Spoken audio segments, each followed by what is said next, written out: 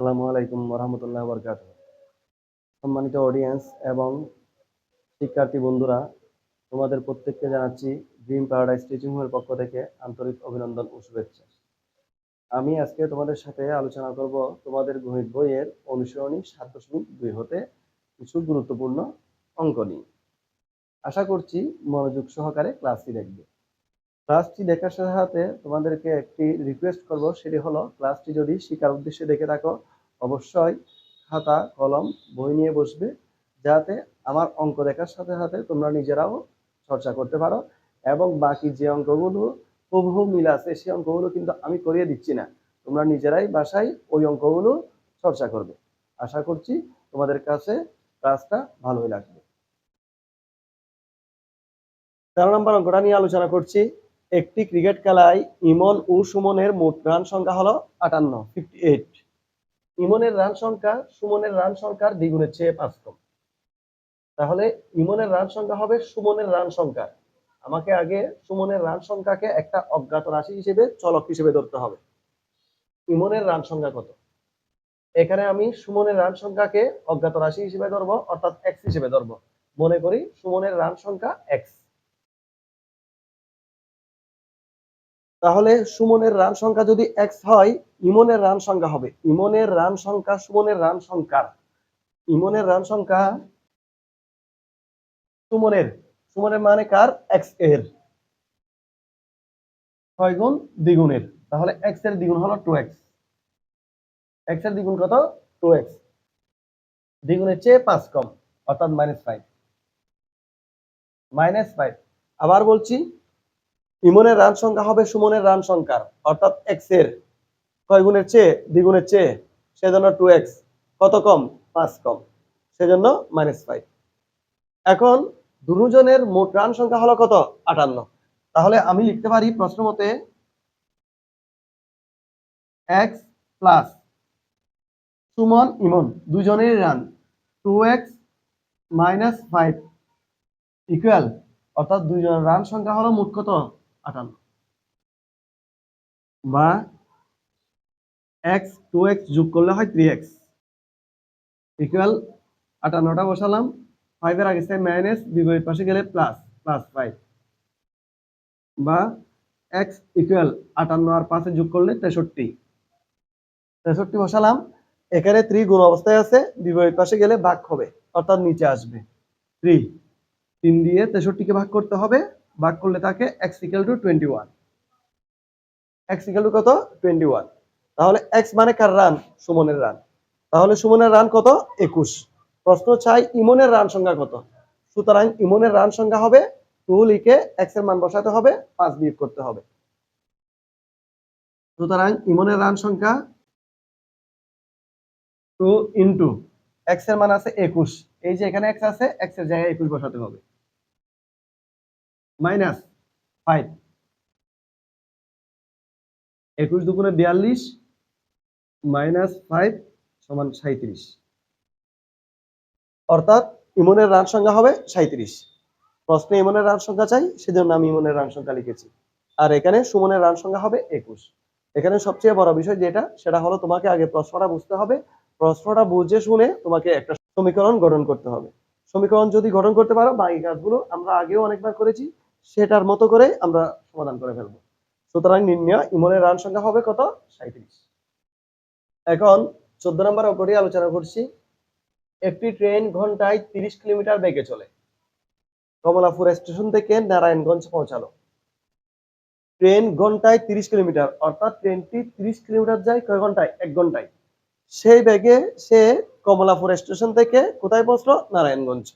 ট্রেনটির বেগ 25 কিলোমিটার হলে 10 মিনিট সময় বেশি লাগতো।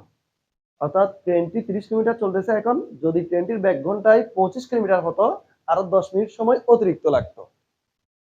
দুই স্টেশনের মধ্যবর্তী দূরত্ব কত? অর্থাৎ কমলাপুর এবং নারায়ণগঞ্জ এই দুইটা স্টেশনের মধ্যে দূরত্ব কত হবে? তাহলে মনে করি কমলাপুর স্টেশন থেকে নারায়ণগঞ্জ স্টেশনের দূরত্ব হলো কত কিলোমিটার? x kilometre. x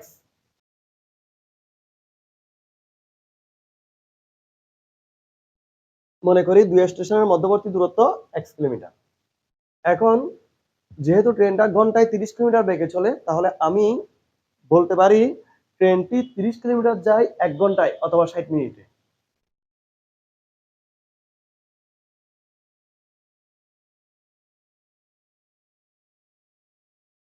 ট্রেনটি 30 কিলোমিটার অতিক্রম করে 60 মিনিটে। 1 ঘন্টার জায়গায় আমি কত মিনিট লিখলাম? 60 মিনিট লিখলাম। 60 মিনিট কথাটা কেন উল্লেখ করলাম? যেহেতু এখানে মিনিটের ব্যবহার আছে সেজন্য। পরবর্তী হলেও আমাকে মিনিটে নেওয়াই লাগতো। ট্রেনটি 1 কিলোমিটার অতিক্রম করে নিচে 30 হবে, উপরে 60 হবে মিনিটে।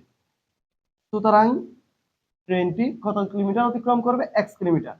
যেহেতু সে কমলাপুর স্টেশন থেকে নারায়ণগঞ্জ যাবে, সেজন্য ট্রেনটি কত কিলোমিটার দূরত্ব অতিক্রম করবে? x kilometre. 30 নিচে 60 উপরে, পাশে x আছে, x টা গুণ হবে সেজন্য x এখানে বসাই দিলাম। 30 দিয়ে 60 কে ভাগ করলে কয়বার? দুইবার। 2 এর সাথে x গুণ করলে 2x। 2x minute. আবার ট্রেনটি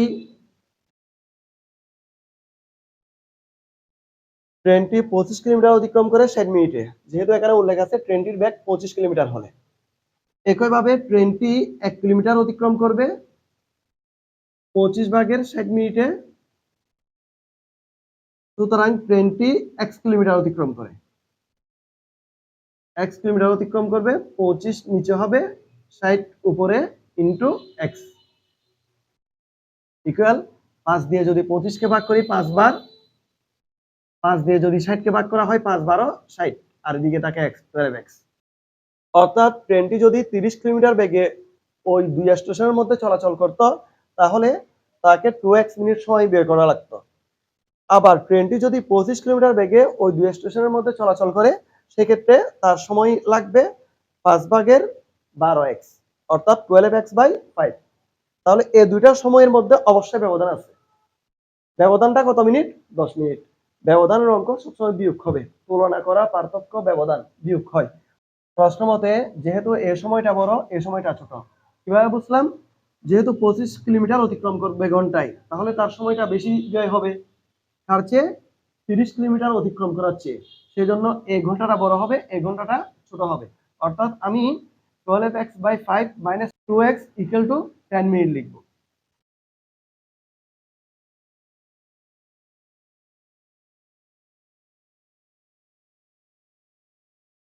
বা লসাগু আসবে 5, এদিকে উপরে হবে 12x মাইনাস 5 দুগুণে 10, 10x ইকুয়াল টু 10। বা 12x থেকে 10x গেলে আর থাকে 2x। মনে রাখবে 5 এদিকে নিচে আছে, 10 এটা হলো উপরে। আমি আর গুণ করব, অর্থাৎ নিচের সাথে উপরের। 5 দশে কত হয়? 50। এখন যদি আমি উভয় দিকে 2 দ্বারা ভাগ করি, x ইকুয়াল টু হয় 25। x ইকুয়াল টু কত? 25। এখন এই x, x মানে কি? x মানে হলো দুই স্টেশনের মধ্যবর্তী দূরত্ব। অর্থাৎ দুই স্টেশনের মধ্যবর্তী দূরত্ব হবে কত কিলোমিটার? 25 কিলোমিটার। প্রশ্ন সেটাই চাইছিল, দুই স্টেশনের মধ্যবর্তী দূরত্ব কত। সুতরাং নির্ণেয় দুই স্টেশনের মধ্যবর্তী দূরত্ব হলো 25 কিলোমিটার। কেমন? এখন আমি 15 নম্বর অঙ্কটা নিয়ে আলোচনা করব। 15 নম্বর, একটি আয়তকার জমির দৈর্ঘ্য প্রস্থের 3 গুণ। আয়তকার জমি, দৈর্ঘ্য হবে প্রস্থের 3 গুণ এবং জমিটির পরিসীমা হলো 40 মিটার। জমিটির দৈর্ঘ্য প্রস্থ নির্ণয় করা। এখানে আগে আমাকে প্রস্থ ধরতে হবে। প্রস্থ ধরলে অঙ্কটা আমার জন্য সহজ হবে। মনে করি আয়তকার জমিটির প্রস্থ x মিটার।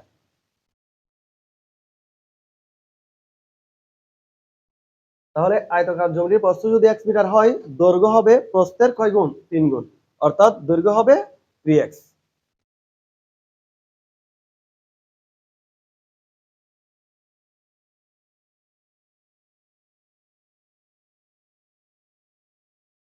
এখন বলা আছে আয়তকার জমিটির পরিসীমা হলো কত মিটার? 40 মিটার।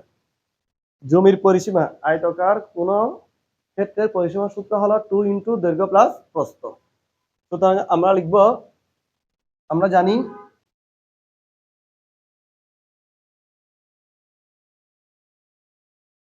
আমরা জানি আয়তাকার জমির পরিসীমা সমান 2 ইন্টু দৈর্ঘ্য প্লাস প্রস্থ।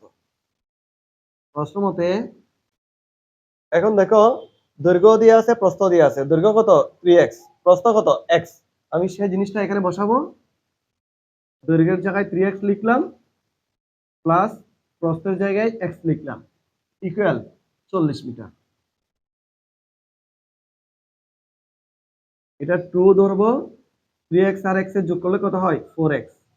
2 এদিকে গুণ অবস্থায় আছে, বিপরীত পাশে গেলে ভাগ, অর্থাৎ 2 দ্বারা 40 কে ভাগ করতে হবে, ভাগ করলে 20। কথা বুঝছো? 2 এদিকে গুণ, বিপরীত পাশে গেলে ভাগ, অর্থাৎ 2 দ্বারা 40 কে ভাগ করতে হবে, তাহলে কয়বার হয় 20 বার। সুতরাং x ইকুয়াল টু সরাসরি লিখে দিচ্ছি 5। কেন লিখে দিলাম? 4 এদিকে গুণ অবস্থায়, বিপরীত পাশে গেলে ভাগ, 4 5 20, অথবা উভয় দিকে যদি তুমি 4 দ্বারা ভাগ করো তাহলে 5 হয়। x equal to 5। প্রশ্ন ছিল দৈর্ঘ্য আর প্রস্থ নির্ণয় করা। তাহলে দৈর্ঘ্য হবে 3 ইন্টু 5 আর প্রস্থ হবে কত 5।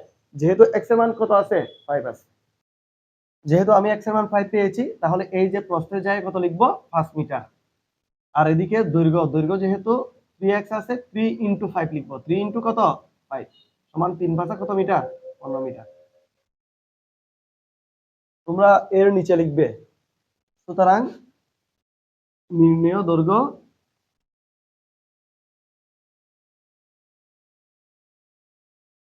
মিটার ও প্রস্থ 5 মিটার।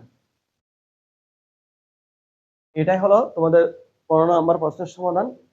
আশা করছি ক্লাসটা তোমরা বুঝতে পারছো এবং মনোযোগ সহকারে দেখেছো। তো সবাইকে ধন্যবাদ জানিয়ে ক্লাস আজকে এখানেই শেষ করলাম। আল্লাহ হাফেজ।